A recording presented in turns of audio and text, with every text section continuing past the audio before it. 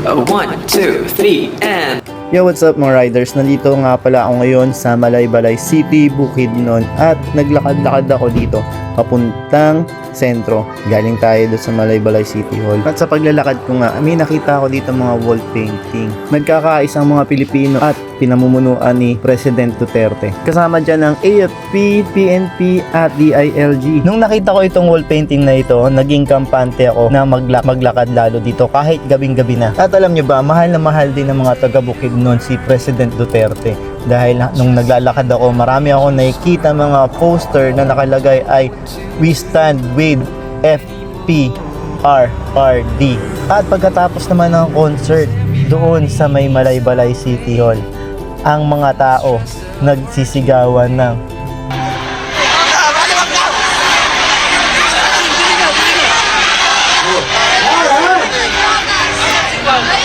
once again, Roy Carlos!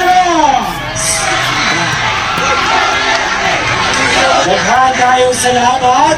Kaya mga taga-Bukidnon ay nagkakaisa na sumusuporta kay President Duterte. So tuloy-tuloy tayo dito sa paglalakad. Andito na nga ako ngayon sa sentro. At ito, nakita ko lang ito dati sa may Puerto Princesa, Palawan. Napakaraming ibon sa mga kawad ng kuryente. At nakita ko rin dito sa may sentro ng Malaybalay City. Nakakatuwa makakita ng ganito dahil wala nang ganito sa Metro Manila. Ngayon naman nandito tayo sa kanto ng Abellio at Fortrich. Dadaan tayo sa may plaza, sa may tapat ng simbahan. Pagkatapos magsimba, pwede kayo nang kumain dyan, mga turo-turo, tuhog, pika-pika. Magandang pasyalan at tambayan din ito para sa mga pamilya, tropa, magkakaibigan, mga nagliligawan dyan, at sa mga nagkatuluyan na. Siyempre, sa mga katulad kong turista. Para naman sa mga Ballis Life, Sportis Life dito, pwede kayo makabili ng mga sapatos na kayang-kaya ng budget. From 55 pesos pataas, makakuha na kayo ng sapatos. So, syempre, depende sa klase ang presyo. Katulad nitong hawak-hawak ko, ito yung peak, napakaganda nito, original to mga idol. Kung hindi lang ako nabilihan ng sapatos ni Ayabs na Iverson, malamang nabili ko na yung sapatos na yan. Speaking of Allen Iverson, sa ganitong klaseng tindahan ng mga sapatos ko nabili yung Allen Iverson na question ko na sapatos, hard to find. Tapos dito ko nakita, kaya binili ko agad. Kaya ibig sabihin nun, naka-jackpot ako. So try nyo rin pumunta sa mga ganito. Malamang makaka-jackpot din kayo.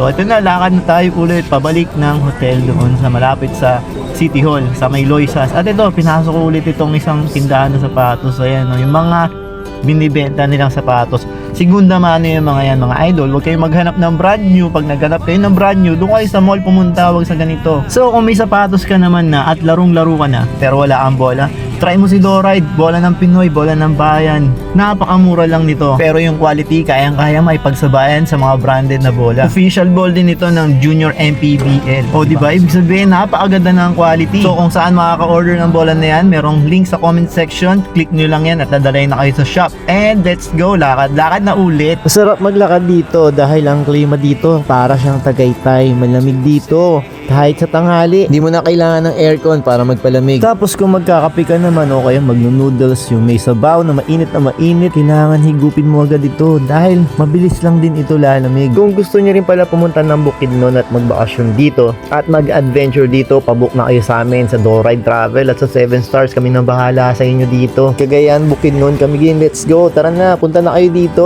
At ito na, dito na ako ulit sa may City Hall. Grabing ganda, di ba? Maliwanag at makulay. Napakalawak niyan. At alam niyo ba, may iniwan akong bola ng bayan dyan. Hindi ko alam kung nakuha na eh. Paki-check nga kung nakuha na. Malay nyo, kayo ang makakuha.